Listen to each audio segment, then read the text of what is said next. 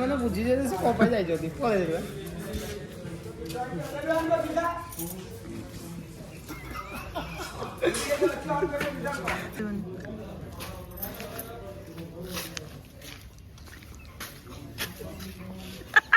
କଣ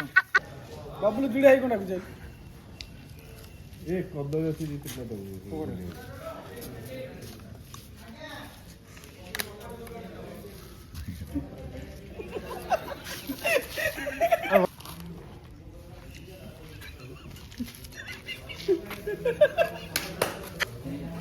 ସନ୍ତୋଷ ସନ୍ତୋଷ କାଇଁ ସନ୍ତୋଷ ଭାଇ ଆପଣ କଣ କରିବା କିଛି କହିବାର ନାହିଁ କାଇଁ ଅଛ ତମାନେ ଏଇଟା ରୋଗ ବି ଏଇଟା ମୁଁ ଭାଇଲି ମତେ ଡାକୁଛି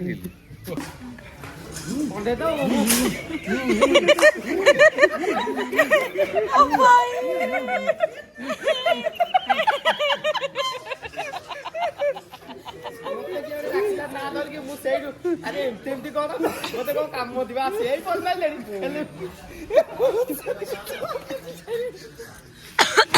ଆମେ ଭାବିଥିଲୁ ବାପା ଆପଣଙ୍କ ଉପରେ ପ୍ରାଙ୍କ୍ କରିବୁ ବଟ୍ ଆପଣ ଦେଖି ଦେଖି ଆଗରୁ ଜାଣିଦେଲେ ପ୍ଲାନ୍ କରିବ